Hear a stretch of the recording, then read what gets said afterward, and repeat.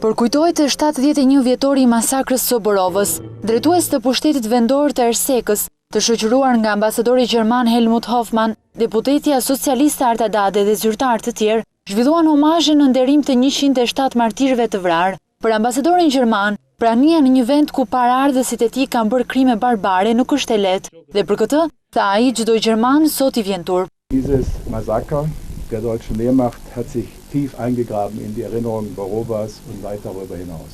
Kjo masakër e ushtrisë gjermane është ngulutur thellë në kujtesën e Borovës dhe përtej saj. Për një gjerman nuk është e lehtë të vijë në një vend si ky. Nuk është e lehtë të vish në një vend ku bashkëkombasit e tu para shumë vitesh kanë bërë krime të tmerrshme. Sigurisht, në Gjermani sot zorse jetojnë ende njerëz që mbajnë përgjegjësi për këto krime. Fakti që tani më ne të gjithë së bashku, gjerman dhe shqiptar, përballemi me të shkuarën në një ceremoni të tillë përkujtimore, është një ndër mrekullitë e mëdha që bëhen të mundura përmes pajtimit. Në këtë ditë të përkujtimit të tmerrit të së shkuarës përpara 71 vitesh, dëshiroj ta mbyll fjalën time me shikimin drejt së ardhmes. Pas përpjekjesh intensive, Shqipëria ja doli para pak ditësh të bëhet vend kandidat për hapjen e negociatave për antarësimin në Bashkimin Evropian. Tani më është në dorën e Shqipërisë që përmes një procesi të vendosur reformash dhe modernizimit të shtetit dhe shoqërisë të gjejë rrugën e saj drejt Bashkimit Evropian.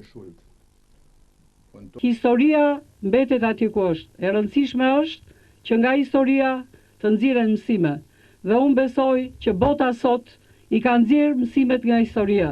Europa e Bashkuar i ka vendosur në themel të formimit të saj vlerat e luftës antifashiste nacional çlirimtare, vlerat e fitores mbi fashizmin. Në korrikun e vitit 1943, trupat e ushtrisë gjermane pasi u sulmuan nga partizanët në fshatin Barmash, u tërhoqën në Borov, ku masakruan me bajoneta burra, gra dhe fëmijë që ndodheshin në fshat, duke regjistruar një prej masakrave më të mëdha në vend.